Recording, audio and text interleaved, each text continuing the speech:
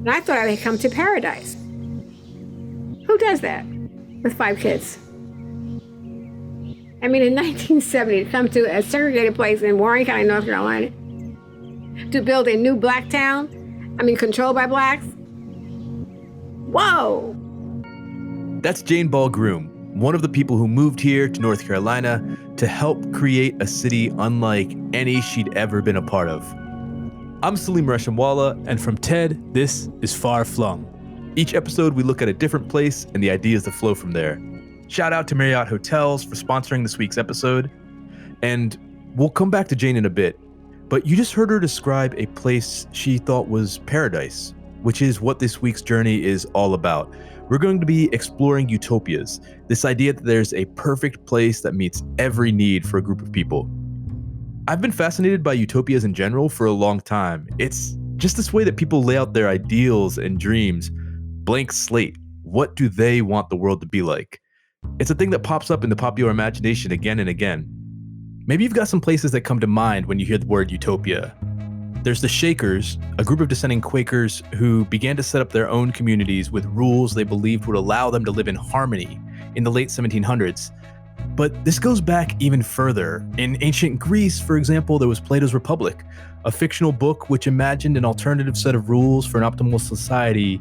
It was hella problematic if you really look at it, but anyway, in this episode, we're going to search for the Black Utopia that you heard Jane talk about. And it starts with a short road trip with my friend Charlotte. I was trying to take the scenic route, which is what I normally do, but to avoid the highways. Maybe because I'm country, but I just prefer the scenic route. But it would have made me late, so alas, I'm on 85. Yeah, I'm about to be on 85 in just a second here. And describing where we're going, it could be a little complicated. You want to tell them? Yeah, we're going to a place that some say currently doesn't exist.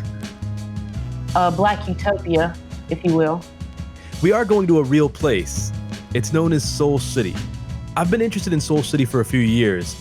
And Charlotte, when I asked you if you had heard anything about Seoul City, you said... It's like they tried to build a Wakanda in North Carolina. Right. You and I were both super interested in it.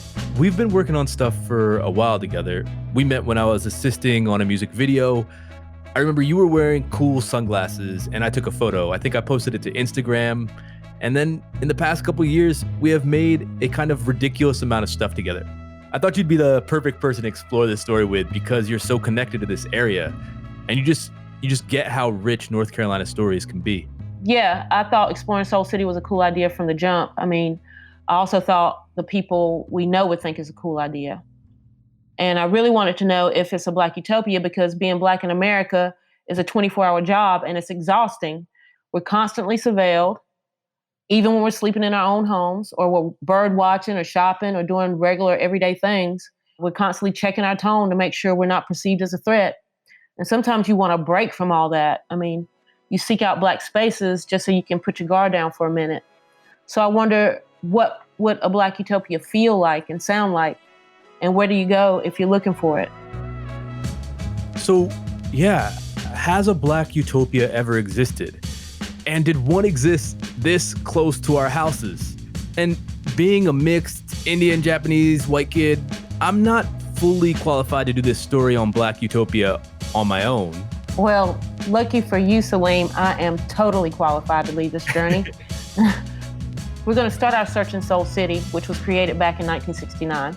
The founders recruited people from all over the country to come to this chosen plot of land in rural North Carolina and build a town from the ground up.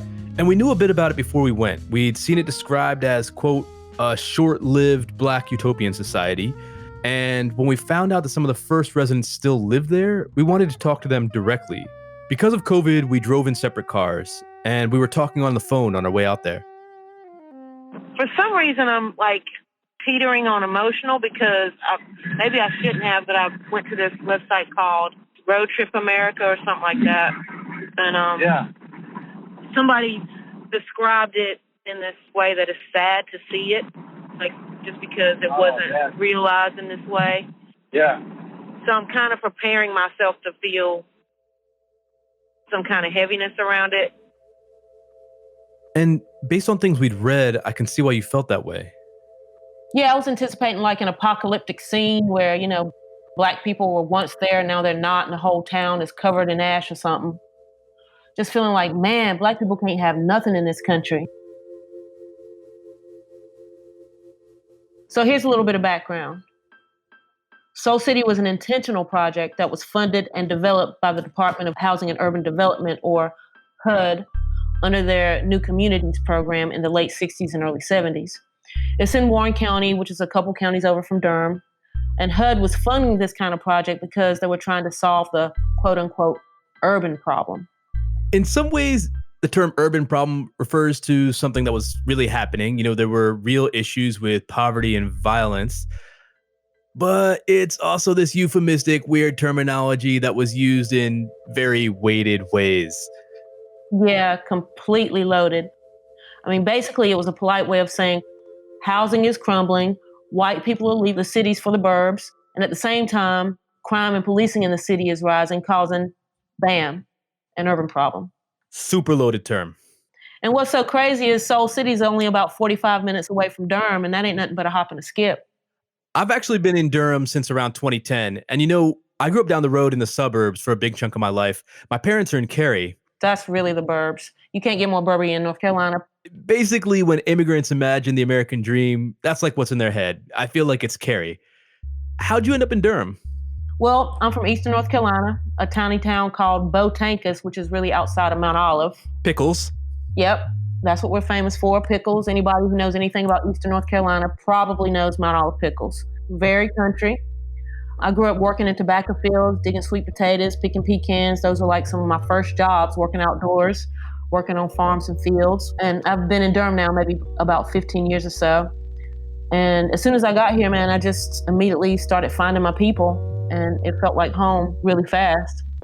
It's a very welcoming, creative scene. Yeah. And relevant to this episode, Durham's 40% Black. Yeah, that to me speaks to the soulful vibe that is kind of in the bones of this place. It's artsy and hip, but there's also a really strong working class community that's been in Durham for a long time. And to think there might be a, quote, Black Utopia just down the road is mind-blowing. And the cool thing about Seoul City is that it was actually created in this very rural part of North Carolina that was expansive and wide open. A whole bunch of Black people who are not from that area kind of sort of descended on this tiny town in Warren County to build what became known as Seoul City. That's the thing that it's hard to overstate. It was just this empty land. And coming from nothing, it was so optimistic to build and expect people to come there. It felt almost like Wild West pioneer vibes to be like, hey, we will make it on our own. And this was the only city from HUD's New Communities program that was built by a Black developer. And that developer's name was Floyd Mckissick. Floyd Mckissick was originally from Asheville, North Carolina, but had been living in New York when he decided to move back to North Carolina, specifically Warren County, to build Seoul City. He was a lawyer and a civil rights activist in the 50s, all the way through to the 70s. Yeah, he was also a businessman and a real backer of Black power within capitalism. And his idea was to build a town funded by HUD through their Urban Growth and New Communities Development Program Act back in 1970. Initially, it was going to be a town built explicitly by Black people for Black people. There were plenty of subtle ways to make that intention known without saying it overtly. Yeah, it's another way Black people incorporate coded language into everything we do. So Seoul City was code for Black people are welcome here. And the Black capitalist agenda, for better or worse, is the primary motivator around creating what I imagine is this Black utopia. So let's get back on the road, Salim. I've used the term utopia to describe it, and it feels like it fits, like that attempt to make a Black utopia. But it's kind of weird that it's considered a utopia, because it wasn't like they were necessarily trying to make like heaven, like a paradise. Yeah. It's just a regular peaceful town that they were trying to make, and it kind of says something that's considered a utopia. Does that make sense? Let's say that like Seoul City, everything about it was the same, except that it was going to be a majority white community. Like, I don't think we call that a white utopia. I think we just call that a suburb, right? Yeah. I don't know. Yeah. Call it America. Yeah. We started our exploration of whether a Black utopia once existed so close to us by taking a tour of Seoul City with Mr. Lou Myers. Yeah, Mr. Lou Myers is a huge part of building that place out.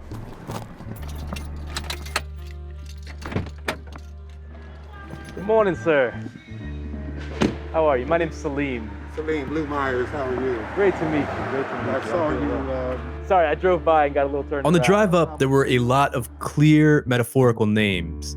I noticed I literally took a turn onto Liberation Road. All of the streets here have significance. Matt Turner, Liberation Boulevard, Scott Circle for Judge Scott. Yeah, there's all these incredible street names, and you look around at some of them and some of the spaces that they were building, and you see that there's a sense of trying to build a community that includes the very things that Black folks were being excluded from. So this was a recreation center. This was Green Duke subdivision that we drove through, and it was oversized because it was really a regional pool as opposed to just for here. We had lighted tennis courts, 2 basketball courts. The only other tennis courts in the county were at the country club. The only other swimming pool in the county was at the country club. Yo, that is so dope. I mean, you didn't have a swimming pool, so you built it. You didn't have a tennis court, so you built it. These things actually are things that we inherently associate with a particular class of wealth and whiteness. So having a tennis court or having a public pool, at least where I'm from in Eastern North Carolina, those things were preserved for a particular class of white people.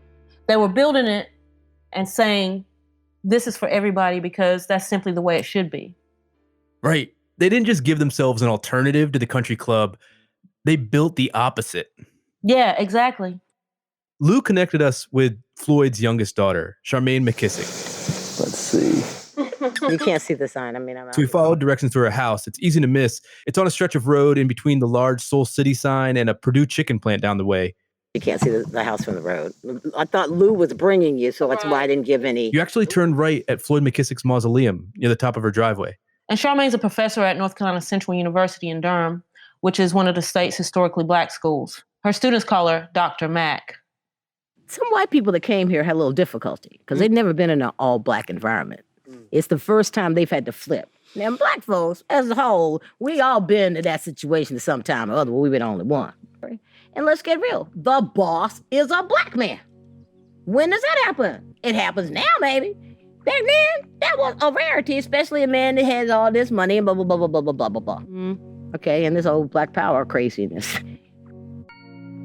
There's a piece where he actually lays out just, I think it's 7 or 8 steps for Black power, and they're all still related to Black economic development. That's interesting. We got to look that up. Okay. So actually, Floyd Mckissick issued 6 steps to Black power, and they are 1. the growth of Black political power. And what exactly does that mean? Well, I think that's what we were seeing at the time, you know, Black folks claiming our identity for the purpose of political power. Like, folks were not just spectators in the political process of civil rights. And aside from just voting, they were running for office, all those kinds of things.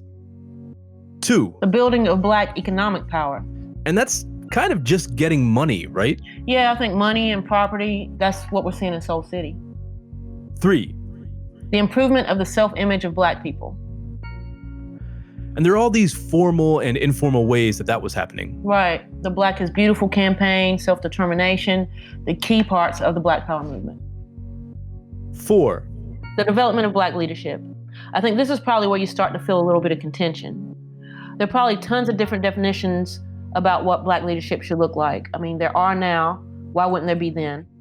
So that's interesting because you have folks whose belief system is kind of sort of operating outside of the peripheries of capitalism.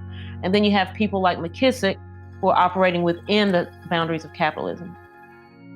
5. The attainment of federal law enforcement.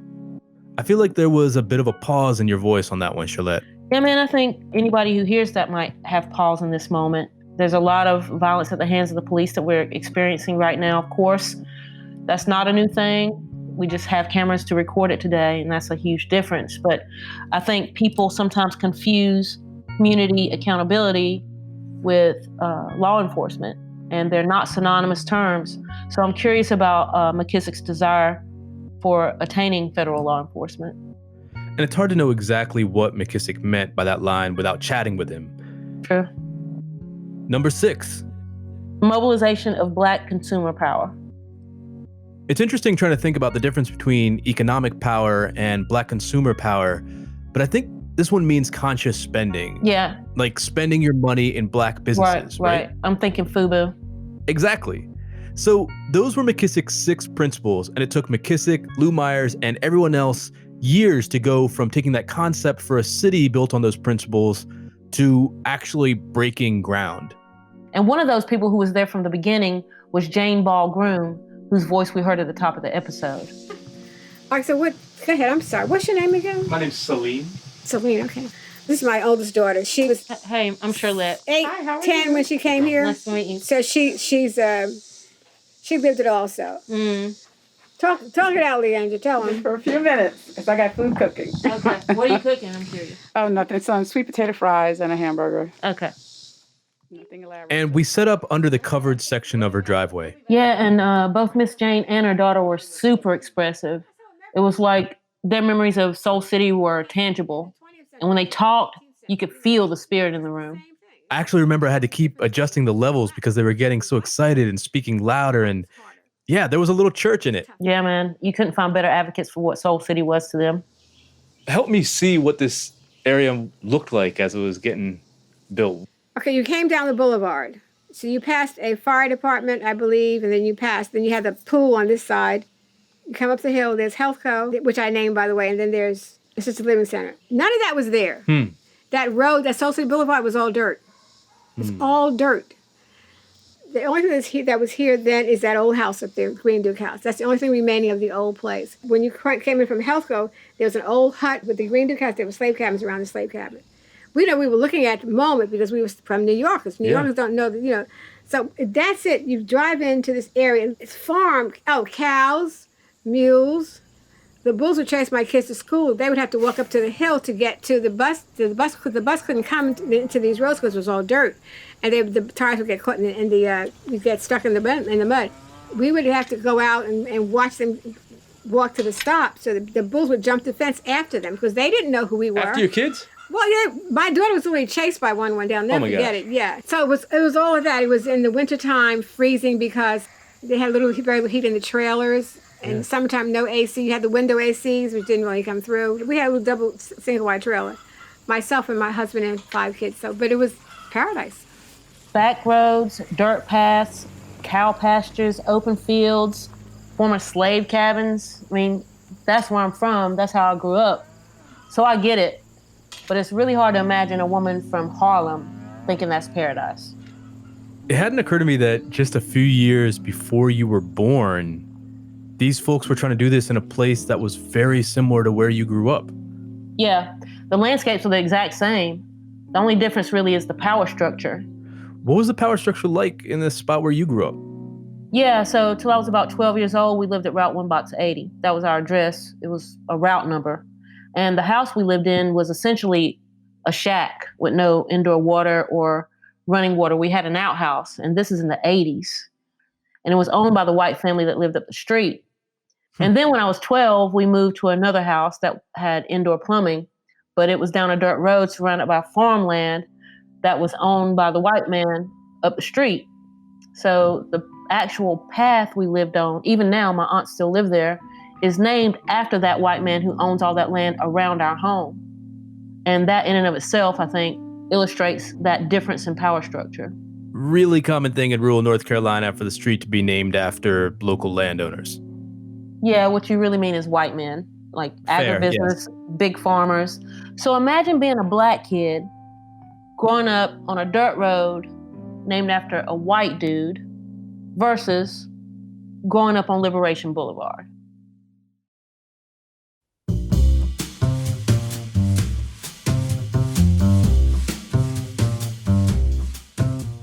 Now it's time for an ad I created with our sponsor, Marriott Hotels. We're spotlighting someone who brought a different perspective to his job, which had a ripple effect for those around him. And it just so happens to work at Marriott Hotels. Hola, mi nombre es Sergio Ahumada. Soy el chef ejecutivo de Costa Rica Marriott, Hacienda Belén en Costa Rica.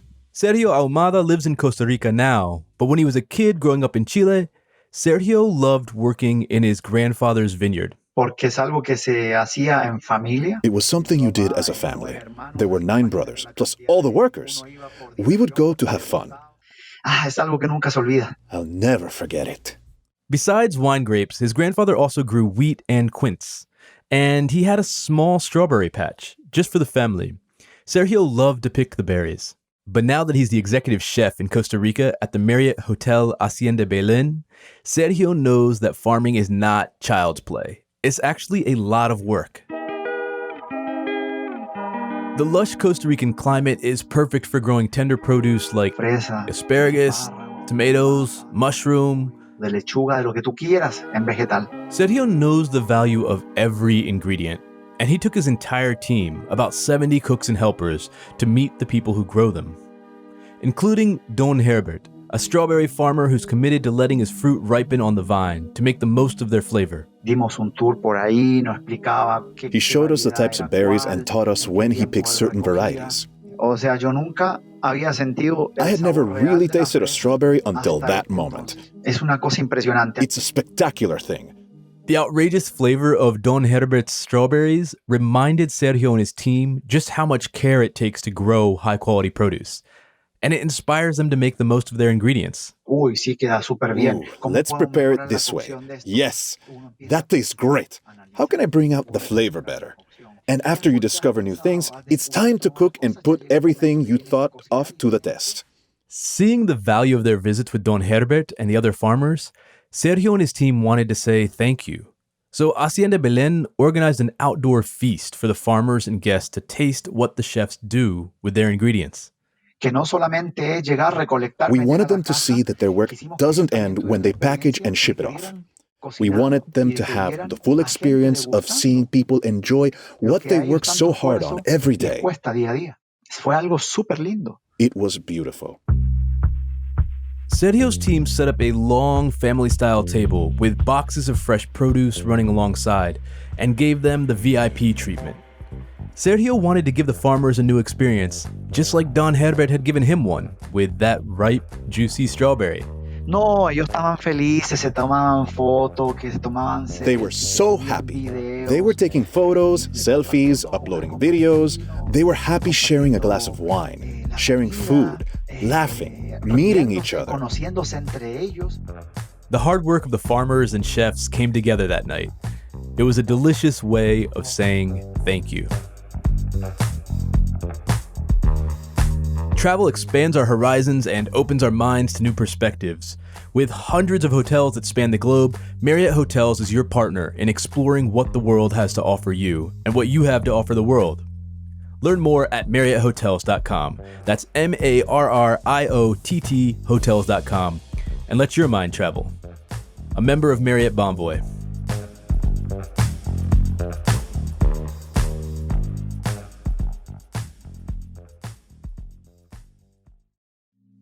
Seoul City, it was never incorporated.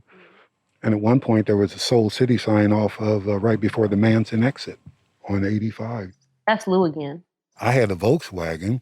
First time I came over the railroad tracks, because my wife, Floyd's daughter, and I was at Harvard. She had just graduated.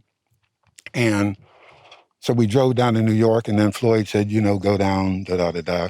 When you get off at the Manson exit, come up, go over the railroad tracks. And I called my mom, and I said, Mom, I need to talk with you. She said, what? I said, look, I'm in love with this girl. She said, okay, what's wrong? I said, well, I don't know if his daddy's crazy. She said, what are you talking about? I said, Mom, this man's talking about building a city. She said, doing what? I said, building a city. We didn't own our own home. We lived in what they call cardboard cities and projects. So here's a man gonna build a city? Now, I didn't know much, but I knew that was a hell of an effort. Man, love makes you do some crazy shit. This is true.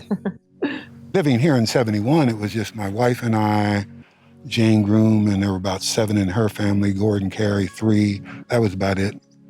I guess with all the Soul City companies, we might have been around 50 people or so. It feels hard to overemphasize that this man is driving from Harvard to the South, which, all the migration had been in the other direction. And Jane is leaving Harlem. I know. I mean, can you imagine all that blackness she left behind? I mean, the blackness that she knew and trusted to come down south to all this unknown. That's like faith at its finest right there. It was 1968. I worked for McKissick in Harlem, New York as a secretary.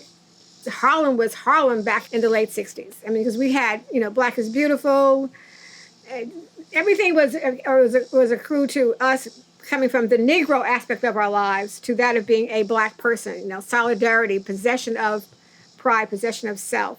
Beginning of 1969, he started talking about a new town in Warren County, North Carolina, and I said, that's a joke. Come on. Down south? I'm not going down south. Not me. That's what I was curious about, because it sounds like Harlem, like we're talking about Utopia. Like yeah, that sounded like... You have to understand that the period of the times, you have to understand, I was born a Negro girl. I lived the Negro life. I was told in the 5th grade that Abraham Lincoln freed us. Stokely Carmichael, he walks in one day and says, "Hello, my beautiful African flowers." I mean, you're sitting up there with these people that are changing the world. If you don't change your own mind, then something's wrong with you. And then here comes this opportunity to build a new town, to be a part of building a new town, to be educated at the feet of some pretty important people at that point in time. I was going to come for 2 weeks to set the office up. I had no idea I'd be here forever. I came for 2 weeks. Coming from New York, and you're out here and all this, you don't know that this land is even available. It's not in your scope of thinking. It's not. There's so much land. In New York, you have this house and that tenement and that tenement. But here you have all this land. Well, my kids were very small, and I thought I would come to paradise.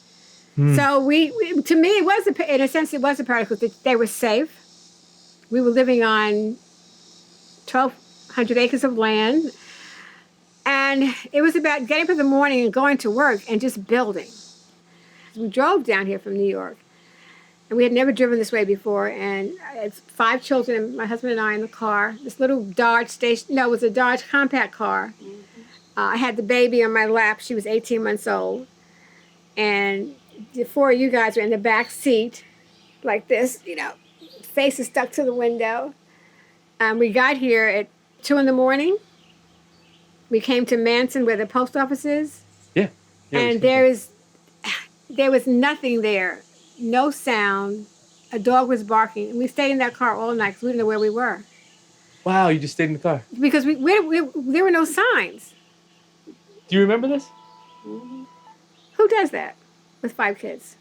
I'm 1970. amazed. I mean, in 1970, to come to a segregated place in Warren County, North Carolina, to build a new Black town, controlled by Blacks. Whoa. Was it super exciting or scary or both? No, it was super. It was transformative. It made me feel, personally for me, that I was someone more than a Negro. I was a woman with purpose, control, potential, and passion. I began to really get this sense of, this is something that's happening. There's a vibration that takes place in a movement that you can't deny. And so you begin to take on a sense of pride. Yes, I belong to that. Even though you're still not quite aware of the bigger picture, but you can't deny the movement.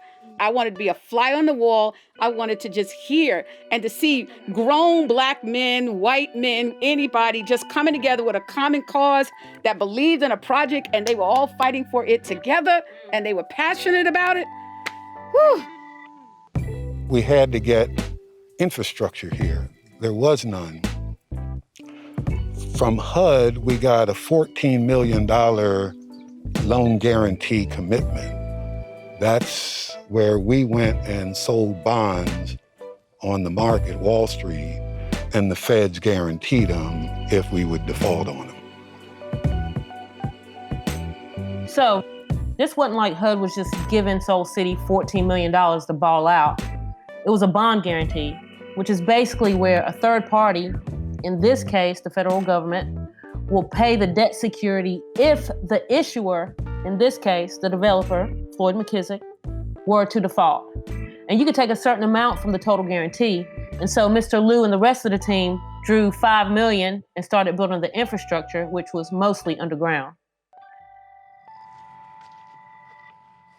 This was farmland, and as you can see, a lot of it is still farmland. We were in basically the first phase of development. There was literally nothing here when we came. There was no water, no sewer, and so we had to build all of that from scratch. They also built a couple of buildings which stuck around that we could still see. They stood out really stark in all that farmland and greenery. This was sort of what was going to be the town center where we are. That was a health center, regional health center. There was McKissick Assisted Living Center. Everything you can see here, we owned. We owned 5,000 acres. So they owned 5,000 acres of land and anticipated that 50,000 people would come to live in Seoul City. The location is within 500 miles of most of the major metropolitan areas. You know, the Chicagos, pretty much everything east of the Mississippi. And you had Interstate 85, which I mentioned. That is U.S. number 1. That's what they call the old Boston Post Highway. Goes all the way from Boston down to Florida, all the way down to Key West. And then you had the train. That was the Seaboard Coastline Railroad. So you had transportation. You had accessibility to the markets. And you had a labor force that could be trained. And that was important because people were leaving Warren County at a staggering rate. And Floyd McKissick's plan, it was to get people to come here, but it was also to get people to stop leaving, to just stay here and work here. And it was predominantly black? Warren County, yes. Warren County was predominantly black. And Floyd said economic development is where black folk need to be because we're in a capitalistic system. If you don't have capital, you're not going to be a player. Was it fun at that point? Oh, absolutely. No. It was the most fun I ever had working. I mean, seriously, because where can you see stuff get done? You know, particularly when you're planning, when they broke ground for the water system, it just, building going on and that type of stuff. Yeah, it was just thrilling. So, Shalette, through all this, you were still trying to define Black Utopia and find ways to talk about it. Yep, sure was. Did you see Black Panther? Yeah. When you watched it, did you think like, no. Shoot, we did that? No. That was fantasy. That was Disney. No, this was real work. So Lou shut that down pretty quickly, huh? Yeah, he wanted nothing to do with a fictitious world. Yeah, and it seems like there's almost this recurring question of if a real Black utopia can exist within a capitalist framework, which kind of needs winners and losers. Yeah, I think you're right about that. And unfortunately, Black folks in America have historically been on the losing side of that history. What are some places that people have come close to turning the tides? Well, there was another potential Black utopia. This one right here in the Bull City, Durham, North Carolina. And it was created through a similar intention of carving out space for Black people within a capitalist system. Yep, and it's a place we walk by every single day. Black Wall Street. Many people knew about Tulsa, Oklahoma's Black Wall Street ever since the HBO series Watchmen came out, but not too many people know about Durham's Black Wall Street. Durham's Black Wall Street was created in the late 1800s and early 1900s, and it was basically a spot where Black folks actually owned banks and insurance companies and could give each other loans and had the way to start their own business. Our friend Tobias has his own relationship with Durham's Black Wall Street and has his own business on Black Wall Street today. So we talked with him about what he imagined the original Black Wall Street would have been like. To me, when I think about it, I think about my grandfather. And I think about the way that he dressed when I was a kid. I'm thinking like, man, why he always wearing that? He always had his little hat on. He would wear a suit or, suspenders and everything. And I guess in my head, I'm like, okay, that style came from somewhere. That, back then, it was the 80s. That came from somewhere. So in my head, I kind of rewind to when that was all hot and the old pictures and them wearing the pants and the clothes and the suits and everybody always dressed up and they're out there on the street. Let's go in here to go shopping. You got to shoot the guy over here doing shoes over here. Oh, I need to go to the bank and cash this check real quick. or do this. Oh, go make sure you pay on such and such as insurance because they getting older.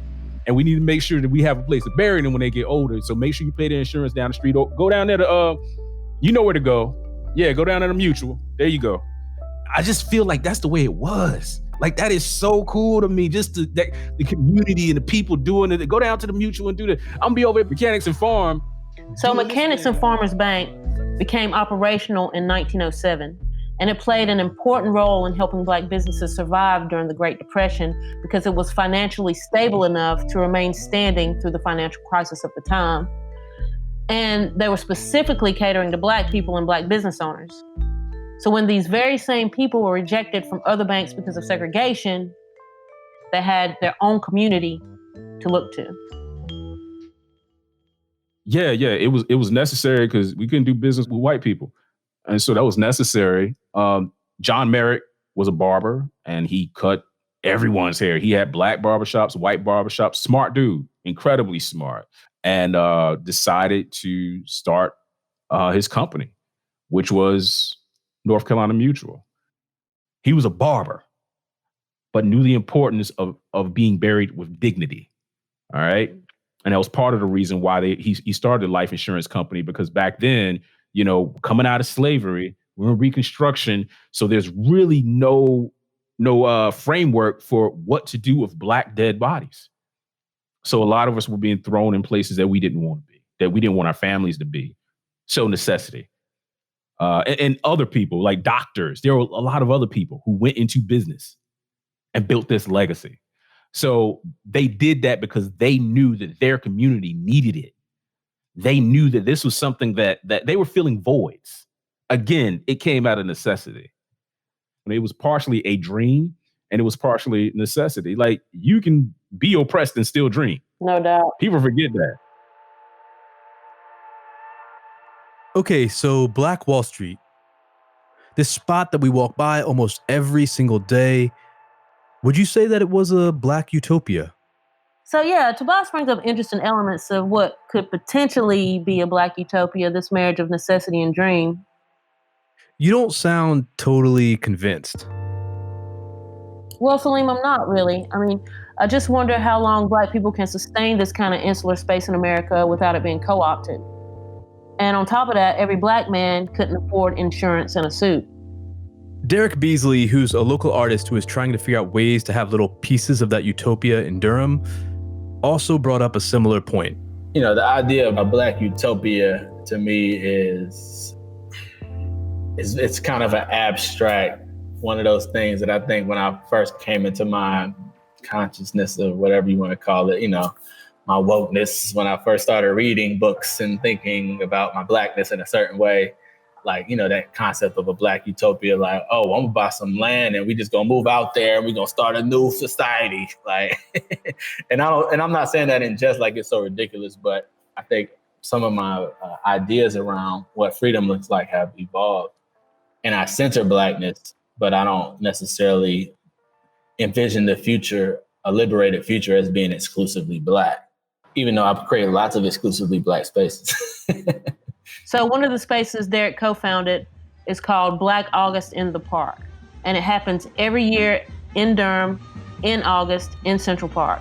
It's a beautiful day carved out to celebrate and center Blackness. There's music, there's great vibes, delicious food, and of course, the electric slide. So when you're coming down the hill that is Foster Street in Durham, looking down that hill, you'll see a 15-foot high scaffold. It says Black August in the Park.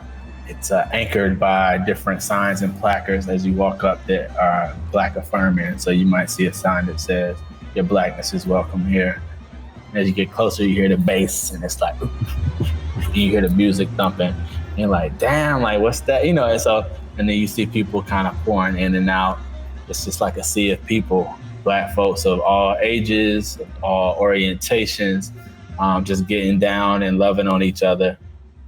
I find it to be an obligatory stop on that day. I mean, Black people, as far as the eye can see, and you really put your Black card in jeopardy if you don't at least pop by. Do you see Black August in the Park as a grandchild of Black Wall Street? I think it's that legacy that emboldens us to even think about taking up space like that, right? I would own that. It's a grandbaby. We all got grandparents that we'd be like, that was my granddaddy. But I don't necessarily agree with everything he did or he said, but he did make a way for me. Derek had a few specific things he actually did like about Black Wall Street. I think there is something about Black Wall Street that is self-determining, that is revolutionary in its own right. But it's not quite his utopia. There is also a part of Black Wall Street that's elitist. There's a part of Black Wall Street that's classist. There's a part of Black Wall Street that's really deeply invested in a capitalist agenda, which is inherently exclusionary. And so when I think about Black August in the Park, and for that matter, any Black thing that I'm trying to be a part of, we're thinking about all Black folks, right? We want to envision a future where all Black people can get free and feel liberated. And so, I think that's the core difference. We're not equating freedom with financial gain. Now that's Derek's opinion, and I ain't mad at it. And maybe that's one of the problems with Black spaces created within a capitalist framework. The benefits are short-lived. And Tobias had some interesting thoughts on this. The problem is when integration happened, those businesses were not taken care of. Wow. They did not have the support that the other companies had. And so a lot of them have died. Let's look at North Carolina Mutual. That's a great example. North Carolina Mutual Life Insurance, they don't have the products, and we're in 2020, they don't have the products that some of their competitors have. And they don't have them because they don't have access. Now, we're not in the same situation that we were in before, but man, that's a lot of catching up that you have to do if you do decide that you want to catch up. Like, we still need to own land. We still need to own businesses. We still need to own property. We still need to invest our money. And we need to track that because there is power in the Black dollar. Look at where we are in our real estate. No one can get into that unless you got money. Who's got money? The people who have money are probably the ones that benefited when they said that now Black people can do businesses with white people around the 50s and 60s. Okay, excuse me, the 60s. This is what systemic racism looks like.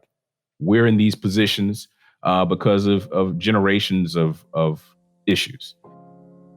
Yeah, Salim, you remember how Lou said you can only play the game if you got capital? Yeah, that's exactly what I remembered when Tobias said this. Same thing, there's just not equal access to capital.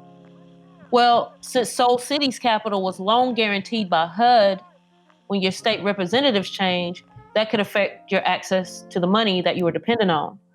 So with one election, things started to fall apart. Here again is Charmaine describing what happened. I really think we thought we could get there. Yeah. I do. I think we thought we could get there.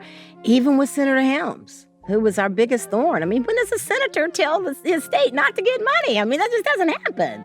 When he got elected, my father wrote him a note and congratulating him. And he wrote us back and told us, well, good luck, because the first thing I'm going to be doing when I get there is to try to make sure that you guys are closed down, basically.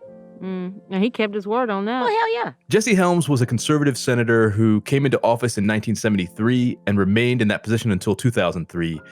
He earned the nickname Senator No for being an obstructionist who strongly opposed what he considered liberal ideas, things like civil rights, disability rights, feminism, gay rights, and affirmative action, among others. He was not popular with people we talked to in Seoul City. They say the good die young. He lived a long time. That's a whole sentence. They did an investigation, and that's when you get concerned because it's the thing about Black folk and the money.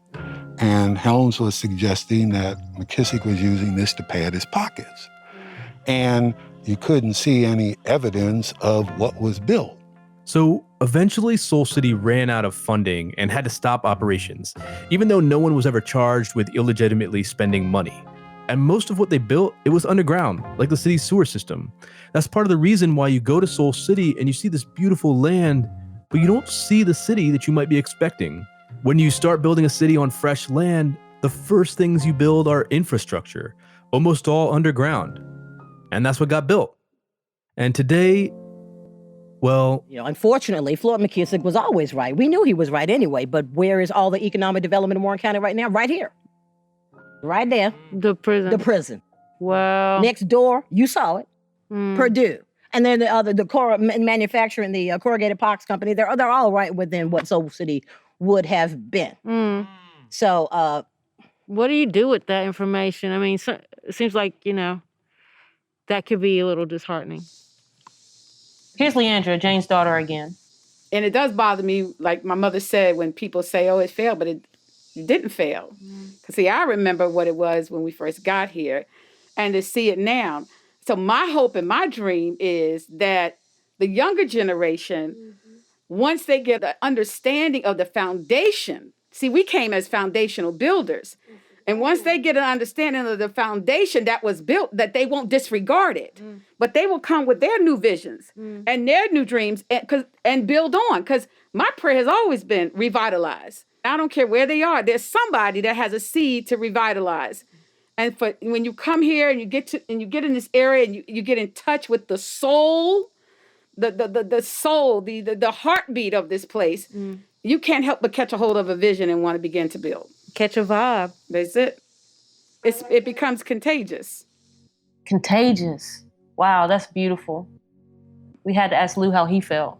When you think about Seoul City now, do you feel like you've mentioned a few times the cycle of the problems and how some of the issues are the same and just new names, and some of the techniques are the same and just new names? I was curious, like when you think back on Seoul City, do you feel hopeful? What's your emotion now? I forget how much money was put into this area for the regional water system, all that other stuff. Lou wasn't sure how much money they put into the water system, but we found sources that stated the water system cost anywhere between $9 and $12 million.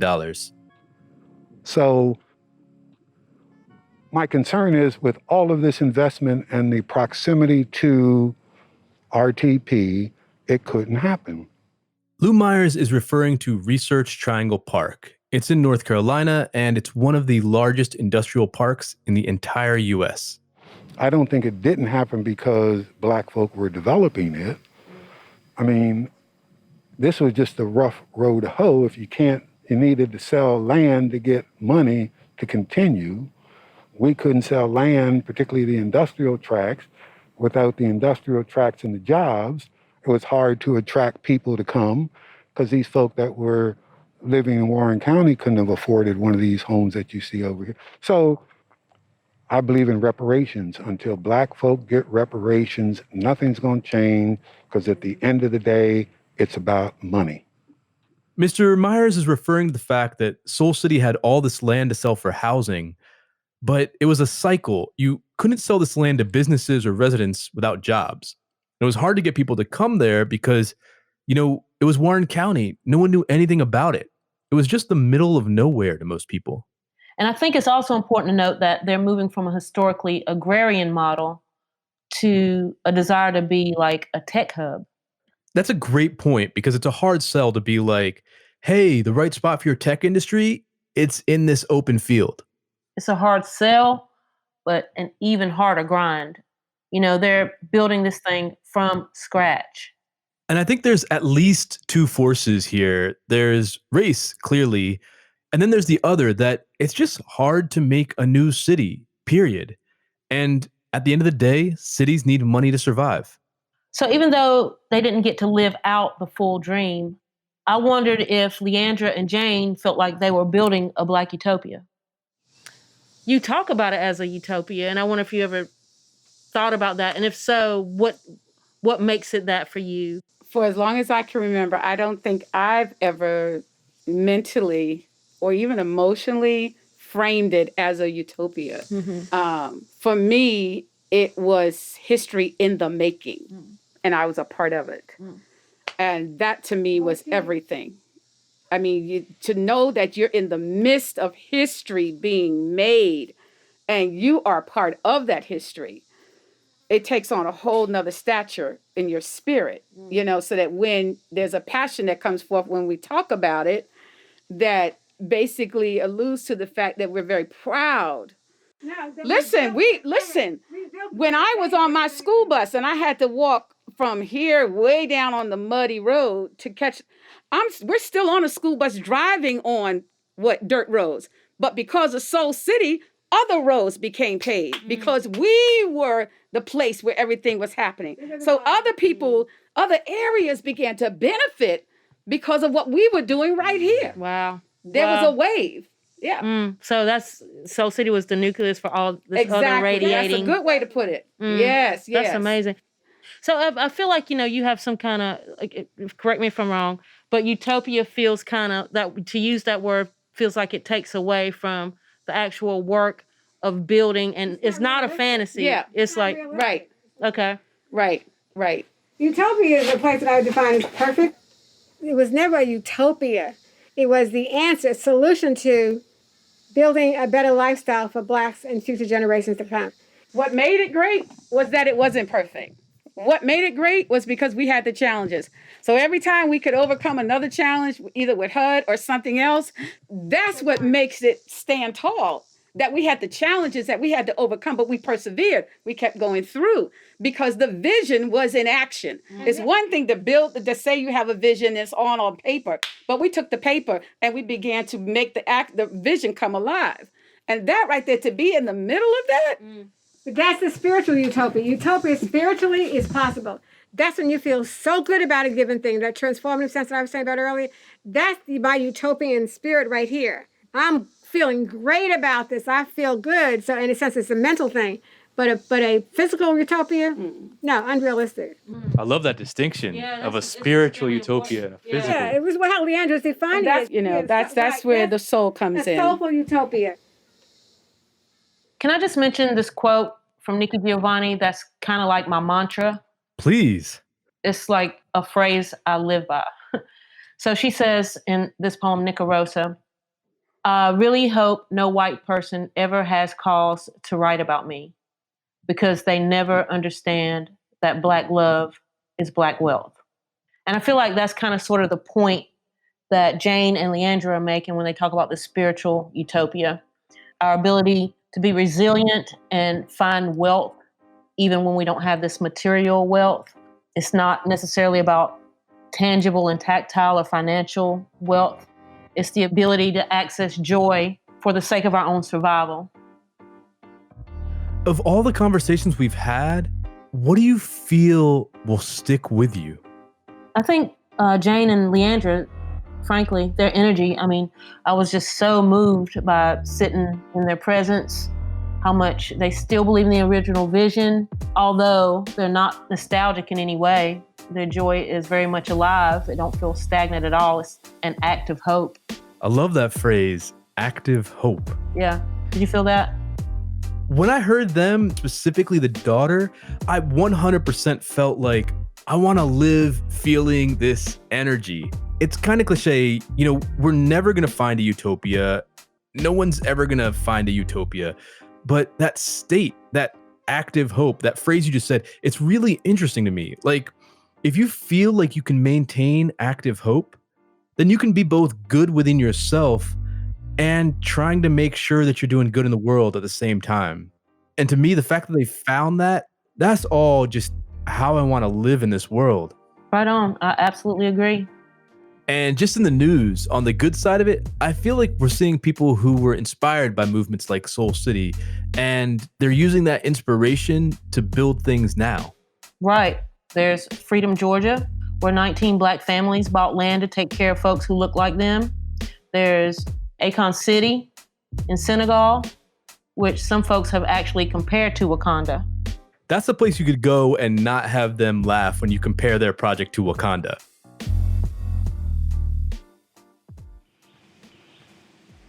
So basically what you're saying is this understanding, like moving beyond the measure of our own worth outside of the white gaze is the parallel.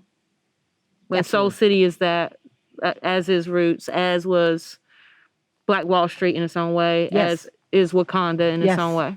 Yes, absolutely. I agree. You satisfied me. I can let it go now. Okay. I could feel the atmospheric pressure change. Charlotte has been satisfied. Yes, that was weighing on me kind of heavy.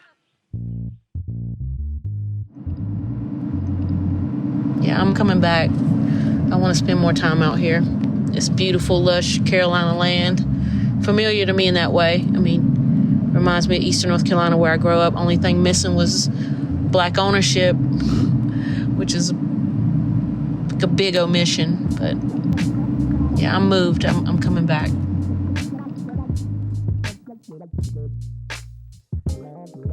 Far Flung with Salim Reshamwala, Season 1. It's over for now. Thank you for journeying with us. And if you want us back, let us know. Leave a review on Apple Podcasts and tell us where we should go next. Charlotte, thank you for leading us through this story. Oh, my pleasure, Salim. Thanks for inviting me along for the ride.